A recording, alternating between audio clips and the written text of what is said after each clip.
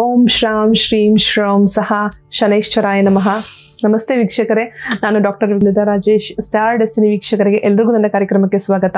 ಇವತ್ತು ವಿಶೇಷವಾಗಿ ಮಕರ ರಾಶಿ ಬಗ್ಗೆ ತಿಳ್ಕೊಳ್ಳೋಣ ಬನ್ನಿ. ಆಗಸ್ಟ್ 2025 ಮಕರ ರಾಶಿಯಲ್ಲಿ ಹುಟ್ಟಿರುವಂಥವ್ರ ಬಗ್ಗೆ. ನಿಮ್ಮ ಹೆಸರು ಬೈ ಎನಿ ಚಾನ್ಸ್ ಬೋ, ಜ, ಜಿ, ಜು, ಜೆ, ಜೋ, ಶ, ಗ ಮತ್ತು ಗಿ ಈ ಅಕ್ಷರಗಳಲ್ಲಿ ಪ್ರಾರಂಭ ಆಗಿತ್ತು ಅಂದರೆ ಖಂಡಿತ ನೀವು ಮಕರ ರಾಶಿಯಲ್ಲಿ ಹುಟ್ಟಿರ್ತೀರ. ಯಾಕೆ ಈ ಅಕ್ಷರಗಳನ್ನ ತಿಳಿಸ್ಕೊಡ್ತಾ ಇದ್ದೀನಿ? ಬೈ ಚಾನ್ಸ್ ನಿಮಗೆ ನಿಮ್ಮ ಡೇಟ್ ಆಫ್ ಬರ್ತ್ ಗೊತ್ತಿಲ್ಲ, ಬಟ್ ನಿಮ್ಮ ಹೆಸರು ಈ ಅಕ್ಷರಗಳಲ್ಲಿ ಸ್ಟಾರ್ಟ್ ಆಗಿತ್ತು ಅಂತಂದರೆ ಖಂಡಿತ ಇದನ್ನು ಫಾಲೋ ಮಾಡಿ. ನಿಮಗೆ ಡೇಟ್ ಆಫ್ ಬರ್ತ್ ಟೈಮಿಂಗ್ಸ್ ಗೊತ್ತಿಲ್ಲ ಅಂದರೆ ಮಾತ್ರ. ಅಕಸ್ಮಾತ್ ನನಗೆ ಗೊತ್ತಿದೆ ಮೇಡಮ್, ನನ್ನ ರಾಶಿ ನಕ್ಷತ್ರದ ಪ್ರಕಾರವಾಗಿ ಮಕರ ರಾಶಿ ಬರುತ್ತೆ, ಉತ್ತರಾಷಾಢ ನಕ್ಷತ್ರ, ಶ್ರವಣ ಅಥವಾ ಧನಿಷ್ಠ ನಕ್ಷತ್ರ ಬರುತ್ತೆ, ಖಂಡಿತ ಈ ಪ್ರೋಗ್ರಾಮ್ನ ಫಾಲೋ ಮಾಡಿ. ಬೇರೆ ಯಾವುದೇ ಇದ್ರೂ ಮಕರ ರಾಶಿ ಪ್ರೆಡಿಕ್ಷನ್ಸ್ ನಿಮಗೆ ಅನ್ವಯ ಆಗೋದಿಲ್ಲ. ಸೊ ನಾ ಹೇಳಿದ ನಕ್ಷತ್ರಗಳು ಉತ್ತರಾಷಾಢ ನಕ್ಷತ್ರ, ಶ್ರವಣ ನಕ್ಷತ್ರ ಮತ್ತು ಧನಿಷ್ಠ ನಕ್ಷತ್ರ. ಉತ್ತರಾಷಾಢ ನಕ್ಷತ್ರ 2, 3 ಮತ್ತು 4ನೇ ಚರಣಗಳು, ಶ್ರವಣ ನಕ್ಷತ್ರ 4 ಚರಣಗಳು ಮತ್ತು ಧನಿಷ್ಠ ನಕ್ಷತ್ರ ಪ್ರಥಮ ಮತ್ತು ದ್ವಿತೀಯ ಚರಣ ಮಾತ್ರ ನಾವು ಮಕರ ರಾಶಿಯಲ್ಲಿ ಕಾಣ್ತೀವಿ. ಮಿಕ್ಕ ಚರಣಗಳು ಕುಂಭ ರಾಶಿಗೆ ಹೋಗುತ್ತೆ.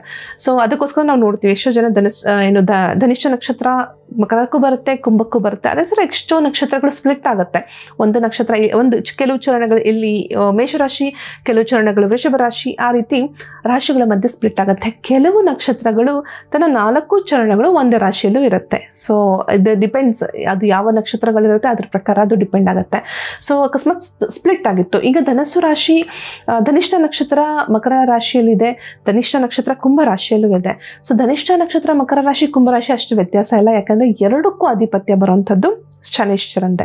ಹೌದು, ಶನೈಶ್ಚರ. ಸೊ ಶನಿ ಅಂತ ಹೇಳಿದಾಗಲೇ ನಿಮಗೆ ಕೆಲವು, ಅದು ಅಲ್ಲದೆ ಮಕರ ರಾಶಿಯವರಿಗೆ 7.5 ಕಂಪ್ಲೀಟ್ ಆಯಿತು, ಈಗ ಕುಂಭಕ್ಕೆ ಮೂವ್ ಆಗಿದೆ ಅಂದರೆ ಅದೊಂಥರ ಖುಷಿ, ನಮ್ಗೆ ಇವಾಗ ಒಳ್ಳೇದಾಗುತ್ತೆ ಅಂತೆಲ್ಲ ಹೇಳಿ. ಆದರೂ ಸಹ ಏನು ಒಳ್ಳೇದು ಕಾಣಿಸ್ತಾ ಇಲ್ಲ. ಕರೆಕ್ಟ್ ಅಲ್ವಾ? ಎಲ್ಲರೂ ಹೇಳ್ತಾರೆ ಮೇಡಮ್, ಎಲ್ಲ ಪ್ರಿಡಿಕ್ಷನ್ಸಲ್ಲೂ ಹೇಳ್ತಾರೆ ಮಕರ ರಾಶಿಯವರಿಗೆ ರಾಜಯೋಗ ನಡೀತಾ ಇದೆ, ಸೂಪರ್ ಇದೆ, 7.5 ಎಲ್ಲ ಕಂಪ್ಲೀಟ್ ಆಯಿತು ಅಂತೆಲ್ಲ ಹೇಳಿ. ಆದರೂ ಸಹ ರಾಹು ಯಾವಾಗ ಮೀನದಿಂದ ಕುಂಭಕ್ಕೆ ಬಂದಿದ್ದಾನೆ, ಸೊ ಮಕರಕ್ಕೆ ರಾಹುವಿನ ಎಫೆಕ್ಟ್ಸ್ ಖಂಡಿತ ಇದೆ. ಅಂಥದ್ದೇನು ಇನ್ನೂ ಒಳ್ಳೆಯದು ಪ್ರಾರಂಭ ಆಗಿಲ್ಲ. ಬಟ್ ಹಾಗಂತ ಹೇಳಿ ಜಾತಕದ ಪ್ರಕಾರ ಒಳ್ಳೇದಾಗಬೇಕು, ನಿಮಗದರಿಂದ ತಪ್ಪುತ್ತೆ ಅಂತಿಲ್ಲ. ಜಾತಕದ ಪ್ರಕಾರ ಚೆನ್ನಾಗಿದ್ದು, ಎಲ್ಲ ಗ್ರಹಗಳ ಒಂದು ದೃಷ್ಟಿನೂ ಚೆನ್ನಾಗಿದ್ದು ನಿಮಗೆ ಒಳ್ಳೇದಿರುತ್ತೆ. ರಾಜಯೋಗ ಇದೆ ನಿಮ್ಮ ಜಾತಕದಲ್ಲಿ ಖಂಡಿತ ಇರುತ್ತೆ.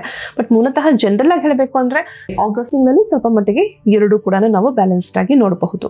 ಸೊ ನಿಮಗೆ ಡೇಟ್ ಆಫ್ ಬರ್ತ್ ಎಲ್ಲ ಇದ್ದು ಕರೆಕ್ಟಾಗಿ ಗೊತ್ತಿತ್ತು ಅಂತಂದರೆ ಖಂಡಿತ ಇದನ್ನು, ಈ ಪ್ರಿಡಿಕ್ಷನ್ಸ್ನ ಫಾಲೋ ಮಾಡಿ. ಸೊ ಬನ್ನಿ, ಮಕರ ರಾಶಿಯಲ್ಲಿ ಏನಿದೆ ಪ್ರಾಬ್ಲಮ್ಸ್ ಇದೆ, ಏನೆಲ್ಲ ಒಳ್ಳೇದಾಗುತ್ತೆ. ಸ್ವಲ್ಪ ಫಸ್ಟು ಹೆಲ್ತ್ ಬಗ್ಗೆ ಮಾತಾಡೋಣ. ಹೆಲ್ತ್ ವಿಚಾರವಾಗಿ ಸ್ವಲ್ಪ ಮಟ್ಟಿಗೆ ಡ್ರಾಪ್ ಆಗುತ್ತೆ.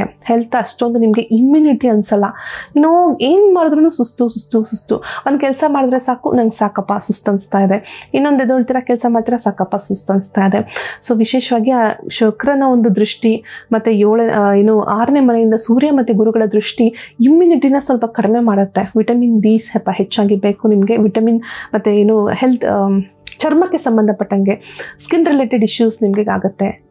ಬಬಲ್ಸ್ ಆಗೋದು ಅಥವಾ ಗುಳ್ಳೆಗಳಾಗುವಂಥದ್ದು, ತುಂಬ ಕೆರೆತ ಆಗುವಂಥದ್ದು, ಈ ರೀತಿ ಒಂದು ಸಡನ್ನಾಗಿ ಕಾಣಿಸ್ಕೊಳ್ಳುತ್ತೆ.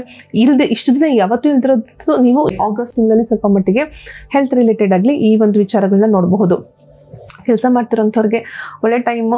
ಆನ್ಸೈಟ್ ಏನು ಅವಕಾಶಗಳಿಲ್ಲ, ಬಟ್ ಹೊರಗಡೆ ಹೋಗಿರೋರು ವಾಪಸ್ ಬರಬಹುದು.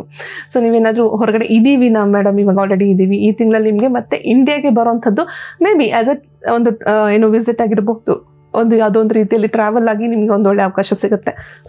ವಿಸಿಟ್ ಪರ್ಪಸ್ಗೆ ನೀವು ಮತ್ತೆ ಇಂಡಿಯಾಗೆ ಬರ್ಬೋದು, ವಿಸಿಟ್ ಮಾಡ್ತೀರಾ, ಟ್ರಾವೆಲ್ ಮಾಡ್ತೀರಾ. That's important. ಯಾವುದೇ ದೇಶ ಇರಲಿ, ನೀವು ಬೇರೆ ದೇಶದವರಾಗಿದ್ದು ಟ್ರಾವೆಲ್ ಮಾಡ್ತೀರಾ, ನಿಮಗೆ ಟ್ರಾವೆಲ್ ಆಪರ್ಚುನಿಟಿ ಇದೆ. ಓನ್ ಬಿಸ್ನೆಸ್ ಮಾಡ್ತಾರಂಥವ್ರ ಬಗ್ಗೆ ಸ್ವಲ್ಪ ಜಾಸ್ತಿ ಮಾತಾಡೋಣ. ಮಕರ ರಾಶಿಯಲ್ಲಿ ನಾವು ಜಾಸ್ತಿ ಕಾಣೋದು ಐದರ್ ಲೇಬರರ್ಸ್ನ ಜಾಸ್ತಿ ನೋಡ್ತೀವಿ, ಇಲ್ಲಾಂದರೆ ಓನ್ ಬಿಸ್ನೆಸ್ ಜಾಸ್ತಿ ನೋಡ್ತೀವಿ.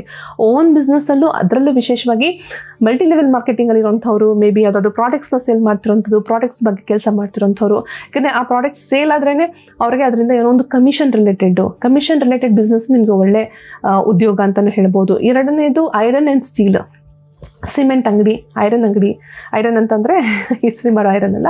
ಸೊ ಐರನ್ ಆ್ಯಂಡ್ ಸ್ಟೀಲ್, ಕಬ್ಬಣಕ್ಕೆ ಸಂಬಂಧಪಟ್ಟಿರೋಂಥದ್ದು ಮತ್ತು ಸ್ಟೀಲ್ಗೆ ಸಂಬಂಧಪಟ್ಟಿರೋ ಪಾತ್ರೆಗಳು ಸ್ವಲ್ಪ ಹೆಚ್ಚಾಗಿ ನಾವು ಕಾಣುವಂಥದ್ದು. ಅಂಗಡಿ ಇಟ್ಕೊಂಡಿರೋಂಥವ್ರು, ಆಂಟ್ರಪ್ರನರ್ಸು, ಸಣ್ಣದಾಗಿ ಅಂಗಡಿ ಇಟ್ಕೊಂಡಿರೋಂಥವ್ರು, ಅಂಥವರೇ ಜಾಸ್ತಿ ನಾವು ಮಕರ ರಾಶಿಯಲ್ಲಿ ಹೆಚ್ಚಾಗಿ ಕಾಣುವಂಥದ್ದು. ಕಷ್ಟಪಡುವಂಥವ್ರು, ಹಾರ್ಡ್ ವರ್ಕಿಂಗ್ ಪರ್ಸನಾಲಿಟೀಸ್ ಅಂತಲೇ ಹೇಳ್ಬೋದು. ತುಂಬ ಸ್ಮಾರ್ಟ್ ವರ್ಕಿಂಗ್ ಆಗಿ ಬರಲ್ಲ, ಸ್ಮಾರ್ಟ್ ವರ್ಕಿಂಗಲ್ಲಿ ಇದ್ರೂ ಕೂಡ ಬೇಗ ಜನಗಳಿಂದ ತುಂಬ ಕ್ರಿಟಿಸೈಸ್ ಆಗಿಬಿಡುತ್ತೆ. ಅದು ತುಂಬಾ ನಿಮಗೆ ಅಲ್ಲಿ ಸೆಟ್ ಮಾಡೋಕ್ಕಾಗಲ್ಲ, ಇರೋದಕ್ಕಾಗಲ್ಲ, ಸಮಸ್ಯೆ ಆಗಿಬಿಡುತ್ತೆ. ಓನಾಗಿ ಬಿಸ್ನೆಸ್ ಸ್ಟಾರ್ಟ್ ಮಾಡೋಣ, ನಮ್ಮದೇ ಸಪ್ರೇಟ್ ಮಾಡ್ಕೊಳ್ಳೋಣ ಅನ್ನೋಂಥವ್ರೆ ಹೆಚ್ಚಾಗಿ ನಾವು ಕಾಣುವಂಥದ್ದು ಮಕರ ರಾಶಿಯಲ್ಲಿ. ತುಂಬ ಒಳ್ಳೆಯದೆ. ಬಟ್ ನಿಮ್ಮ ಜಾತಕಗಳಲ್ಲಿ ಏನಿದೆ ಚೆಕ್ ಮಾಡ್ಕೊಳ್ಳಿ. ಬಿಸ್ನೆಸ್ ಮಾಡಿದ್ರೆ ಒಳ್ಳೇದಾ, ಪಾರ್ಟ್ನರ್ಶಿಪ್ ಒಳ್ಳೇದಾ, ಅಥವಾ ನೀವೇ ಓನಾಗಿ ಬಿಸ್ನೆಸ್ ಮಾಡೋದು ಒಳ್ಳೇದಾ, ಇವೆಲ್ಲ ಚೆಕ್ ಮಾಡಿ ನೀವು ಮುಂದುವರಿಸಿದಾಗ ತುಂಬ ಒಳ್ಳೆಯ ಅವಕಾಶಗಳಿರುತ್ತೆ. ಎಜುಕೇಷನ್ ಮಾಡ್ತಿರೋಂಥ ಮಕ್ಕಳು ಆಗಸ್ಟ್ ತಿಂಗಳಲ್ಲಿ ತುಂಬ ಇಂಪಾರ್ಟೆಂಟ್ ಫೇಸು. ಗೌರ್ಮೆಂಟ್ ಕೆಲಸದ ಒಂದು ಅವಕಾಶಗಳು ಜಾಸ್ತಿ ಇದೆ. ಬೈ ಎನಿ ಚಾನ್ಸ್ ನೀವು ಎಕ್ಸಾಮ್ಸ್ ಬರೀತಾ ಇದ್ರೆ, ಪ್ರಿಪೇರ್ ಆಗ್ತಾ ಇದ್ರೆ ಗೌರ್ಮೆಂಟ್ ಕೆಲಸಗಳಿಗೆ, ಬ್ಯಾಂಕ್ ಕೆಲಸಗಳಿಗೆ ಅಥವಾ ಯಾವ್ದಾದ್ರು ಗೌರ್ಮೆಂಟ್ ಪೊಸಿಷನ್ಸ್ಗೆ, ಇಂಥದಕ್ಕೆಲ್ಲ ಏನಕ್ಕಾದ್ರೂ ಪ್ರಿಪೇರ್ ಆಗ್ತಿದ್ರೆ ಒಳ್ಳೆ time. It's a very good time ಅಂತಲೇ ಹೇಳ್ಬೋದು. ತುಂಬ ಜನ ಮಕರ ರಾಶಿ ಮೇಡಮ್ ನನಗೆ ಜಾತಕದಲ್ಲಿ ತುಂಬ ಚೆನ್ನಾಗಿದೆ, ಬಟ್ ಆದರೂ ನನಗೇನು ಬೆನಿಫಿಟ್ ಆಗ್ತಾ ಇಲ್ಲ, ನನಗೇನು ಕಾಣ್ತಾ ಇಲ್ಲ. ಎಲ್ಲ ನೋಡಿದವ್ರು ಹೇಳ್ತಾರೆ ರಾಜಯೋಗ ಇದೆ ಅಂತೆಲ್ಲ ಹೇಳ್ತಾರೆ, ಬಟ್ ನಿಮ್ಗೆ ಯಾಕೆ ರಾಜಯೋಗ ಏನು ಕಾಣ್ತಾ ಇಲ್ಲ? ಇದು ವಿಶೇಷವಾಗಿರುವಂಥ ಬ್ರೇಸ್ಲೆಟ್ನ ಹಾಕ್ಕೊಳ್ಳಿ. ಮಕರ ರಾಶಿಯಲ್ಲಿ ಹುಟ್ಟಿರೋಂಥವ್ರು ಪ್ರತಿಯೊಬ್ಬರು ಕೂಡ ಹಾಕ್ಕೊಂಡ್ರೂ ಒಳ್ಳೆಯದೇ. ಎಜುಕೇಷನ್ ಮಾಡ್ತಿರೋಂಥವ್ರು, ಬಿಸ್ನೆಸ್ ಮಾಡ್ತಿರೋಂಥವ್ರು, ಕೆಲಸಕ್ಕೆ ಹೋಗ್ತಿರೋಂಥವ್ರು, ಏನೋ ನನಗೆ ಸಮಾಧಾನ ಆಗ್ತಿಲ್ಲ, ಅಷ್ಟೊಂದು ಇಂಪ್ರೂವ್ಮೆಂಟ್ ಅನಿಸ್ತಿಲ್ಲ, ಯಾಕಂದರೆ ಕೆಲಸಕ್ಕೆ ಹೋಗ್ತಿದ್ರು ಅದೇ ಸಮಸ್ಯೆ, ಸ್ಯಾಟಿಸ್ಫ್ಯಾಕ್ಷನ್ ಇರೋದಿಲ್ಲ, ಯಾವುದೋ ಒಂದು ಕೆಲಸ ಸ್ಟಕ್ ಆಗಿಬಿಟ್ಟಿರ್ತೀರ, ನೆಕ್ಸ್ಟ್ ಲೆವೆಲ್ಸ್ಗೆ ಹೋಗೋಕ್ಕಾಗ್ತಾ ಇರೋದಿಲ್ಲ, ಅಥವಾ ಬೇರೆ ಕಡೆ ಕೆಲಸ ಹುಡುಕಿದ್ರೂ ನಿಮಗೆ ಸಿಗದೇ ಇರೋ ರೀತಿಯಲ್ಲಿ ಸಮಸ್ಯೆಗಳಾಗ್ತಾ ಇರುತ್ತೆ. ಸತಿ ಮೂವ್ ಆಗಿದೆ, ಬಟ್ ದೆನ್ ಅಗೇನ್ ರಾಹುವಿನ ದೃಷ್ಟಿ ಖಂಡಿತ ಇದ್ದೇ ಇದೆ. ಯಾವಾಗೆಲ್ಲ ಸೆಕೆಂಡ್ ಹೌಸ್ ಆಗುತ್ತೆ, ಮನೆಯಲ್ಲಿ ಫ್ಯಾಮಿಲಿ ರಿಲೇಟೆಡ್ ಪ್ರಾಬ್ಲಮ್ಸ್ ಇರುತ್ತೆ. ಮೇಡಮ್ ಸಾತಿನಲ್ಲೇ ಚೆನ್ನಾಗಿದ್ದೆ ನಾನು ಅನ್ನೋರು ಕೂಡ ತುಂಬ ಜನ ಇದ್ದಾರೆ. ತುಂಬ ಜನ ಹೇಳ್ತಾರೆ, ಕನ್ಸಲ್ಟೇಷನ್ ಬಂದವರು, ನಾನು ಸಾತಿನಲ್ಲೇ ಚೆನ್ನಾಗಿತ್ತು ಮೇಡಮ್, ಶನಿಶ್ಚರನ ಕಾಟ ಇದ್ದಾಗಲೇ ತುಂಬ ಚೆನ್ನಾಗಿ ನಡೀತಿತ್ತು, ದುಡ್ಡಂತೂ ತುಂಬ ಚೆನ್ನಾಗಿ ಬರ್ತಿತ್ತು, ಖರ್ಚು ಹಂಗೆ ಮಾಡ್ತಿದ್ದೆ, ಸೇವ್ ಮಾಡೋಕ್ಕಾಗ್ತಿರ್ಲಿಲ್ಲ, ಬಟ್ ಸಾತಿ ಚೆನ್ನಾಗಿತ್ತು ಅಂತ ತುಂಬ ಜನಕ್ಕೆ ಆಗುತ್ತೆ. ಬಟ್ ಏನಂದರೆ ನಿಮ್ಮ ಜಾತಕಗಳಲ್ಲಿ ಏನಿರುತ್ತೋ ಅದು ಇಂಪಾರ್ಟೆಂಟು. ನೀವು ಕನ್ಸಲ್ಟೇಷನ್ ಮೂಲಕನೂ ಮಾಡ್ಬೋದು. ಕಾಂಟ್ಯಾಕ್ಟ್ ನಂಬರ್ಸ್ಗೆ ಕಾಲ್ ಮಾಡಿ ನಮ್ಮ ಸ್ಟಾಫ್ ನಿಮ್ಗೆ ಗೈಡ್ ಮಾಡ್ತಾರೆ ಯಾವ ರೀತಿ ನೀವು ಕನ್ಸಲ್ಟೇಷನ್ ತೊಗೋಬೋದು, ಡೈರೆಕ್ಟ್ ವಿಸಿಟ್ ಬರ್ಬೋದಾ, ಫೋನಲ್ಲೇ ತೊಗೊಳ್ಬೋದಾ ಅಂತ ಹೇಳಿ. ಮತ್ತು ಇದೊಂದು ವಿಶೇಷವಾಗಿರೋಂಥ ಬ್ರೇಸ್ಲೆಟ್ನ ಹಾಕ್ಕೊಳ್ಳಿ, ತುಂಬ ತುಂಬ ಅತಿವಾಗಿ ಪ್ರೊಟೆಕ್ಷನ್ ಆಗುತ್ತೆ. ಮತ್ತು ಈ ಒಂದು ವಿಶೇಷವಾಗಿರುವಂತಹ ಮಂತ್ರ ಓಂ ಶ್ರಾಂ ಶ್ರೀಂ ಶ್ರೌಂ ಸಹ ಚಂದ್ರಮಸೆ ನಮಃ, ತುಂಬ ಇಂಪಾರ್ಟೆಂಟ್ ಆಗಿರುವಂಥ ಮಂತ್ರ, ತುಂಬ ಎಫೆಕ್ಟಿವ್ ಆಗಿ ವರ್ಕ್ ಆಗುತ್ತೆ. ಪ್ರತಿನಿತ್ಯ 108 ಸಲ ಹೇಳ್ತಾ ಬನ್ನಿ.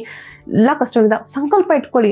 ಎಷ್ಟೋ ಜನ ಸುಮ್ಮನೆ ಅನ್ನೆಸೆಸರಿ ಮಂತ್ರ ಹೇಳೋದ್ರಿಂದ ವರ್ಕ್ ಆಗಲ್ಲ. ನೀವು ಏನು ಬೇಕು, ಎಷ್ಟೋ ಸಲ ದೇವ್ರು ಬರ್ತಾನೆ, ನೀವು ಅಂದ್ಕೊಂಡಿದ್ದೆಲ್ಲ ನೀವು ಅನ್ಕೋಬೋದು, ದೇವ್ರು ಬಂದರೆ ನಾನು ಅದನ್ನು ಕೇಳ್ತೀನಿ, ಹಿಂಗೆ ಕೇಳ್ತೀನಿ, ನಿಮಗೆ ಬಂದಿರೋದು ಅರಿವಾಗಲ್ಲ. ಬಟ್ ನೀವು ಸಂಕಲ್ಪ ಇಟ್ಕೊಳ್ಳಿ, ದೇವರೇ ನಂಗೆ ಒಳ್ಳೆ ಕೆಲಸ ಸಿಗಲಿ, ನಂಗೆ ಒಳ್ಳೆ ಕೆಲಸದಲ್ಲಿ ನಾನು ತುಂಬ ಚೆನ್ನಾಗಿ ಅಭಿವೃದ್ಧಿ ಆಗ್ತಾ ಇದ್ದೀನಿ, ಒಳ್ಳೆ ಸಂಪಾದನೆ ಮಾಡ್ತಿದ್ದೀನಿ, ಸೈಟ್ ತೊಗೊಂಡಿದ್ದೀನಿ, ಮನೆ ಕಟ್ತಾ ಇದ್ದೀನಿ, ನಿಮ್ಗೆ ಏನು ಬೇಕು ನೀವು ಅಫರ್ಮೇಷನ್ ಹಾಕ್ಕೊಳ್ಳಿ. ಮ್ಯಾನಿಫೆಸ್ಟೇಷನ್ ಖಂಡಿತ ಆಗೇ ಆಗುತ್ತೆ.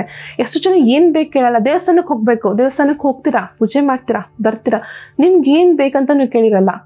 ಹೆಣ್ಮಕ್ಳದ್ದು ಇನ್ನೊಂದು ಏನಂತಂದರೆ ಅವ್ರಿಗೇನು ಬೇಕು ಕೇಳೋದೇ ಇಲ್ಲ. ನಮ್ಮ ಮನೆ ಚೆನ್ನಾಗಿರಲಿ, ಮನೆಯವ್ರು ಚೆನ್ನಾಗಿರಲಿ, ಮಕ್ಕಳು ಚೆನ್ನಾಗಿರಲಿ, ನೀವು ಚೆನ್ನಾಗಿದ್ರೆ ಮಿಕ್ಕಿದ್ದೆಲ್ಲ ಚೆನ್ನಾಗಿರುತ್ತೆ ಅಲ್ವಾ? ಸೊ ಪ್ರತಿಯೊಬ್ಬರೂ ಕೇಳ್ಕೊಳ್ಳಿ, ಸಂಕಲ್ಪ ಮಾಡ್ಕೊಳ್ಳಿ. ನೀವು ಕೇಳಿದಾಗಲೇ ನಿಮಗೆ ಸಿಗೋದು.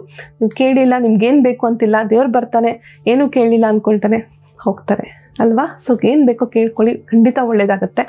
ಪ್ರಪ್ರಥಮವಾಗಿ ಎಲ್ಲರಿಗೂ ಸಹ ನನ್ನ ಚಾನಲ್ನ ಲೈಕ್ ಮಾಡ್ತಿರೋಂಥವ್ರು, ಸಬ್ಸ್ಕ್ರೈಬ್ ಮಾಡ್ಕೊಳ್ತಾರಂಥವ್ರು ಎಲ್ಲರಿಗೂ ಸಹ ಧನ್ಯವಾದಗಳನ್ನ ಫಸ್ಟ್ ಆಫ್ ಆಲ್ ಹೇಳ್ತೀನಿ. Thank you so much for like and subscribe. ಮತ್ತು ಎಷ್ಟೋ ಜನ ನಿಮಗೆ ಬೇಕಾಗಿರೋಂಥ ವಿಚಾರಗಳನ್ನ ಕಮೆಂಟಲ್ಲಿ ಹಾಕ್ತಾ ಇದ್ದೀರಾ, ತುಂಬ ಜನ ಅಪ್ರಿಸಿಯೇಟ್ ಮಾಡ್ತಾ ಇದ್ದೀರಾ. ಥ್ಯಾಂಕ್ ಯು ಸೋ ಮಚ್, ಅವ್ರಿಗೂ ಸಹ ಧನ್ಯವಾದಗಳು. ಮತ್ತು ನನ್ನ ಪರಿಹಾರಗಳು ನಿಮ್ಮ ಲೈಫಲ್ಲಿ ಇಷ್ಟೊಂದು ಇಂಪಾರ್ಟೆನ್ಸ್ ಆಗಿದ್ದು, ನೀವು ಅದನ್ನು ನಂಬಿ ಅದನ್ನು ಫಾಲೋ ಮಾಡಿ ಅದರಿಂದ ರಿಸಲ್ಟ್ಸ್ ತೊಗೊಳ್ತಾ ಇರೋಂಥವ್ರಿಗೆ ಎಲ್ಲರಿಗೂ ಸಹ ಥ್ಯಾಂಕ್ ಯು. ಇಷ್ಟ ಹೇಳ್ತಾ ಕಾರ್ಯಕ್ರಮ ಮುಗಿಸೋಣ. ಸರ್ವೇ ಜನ ಸುಖಿನೋ ಭವಂತು, ಸನ್ಮಂಗಳಾನಿ ಭವಂತು. ಧನ್ಯವಾದಗಳು.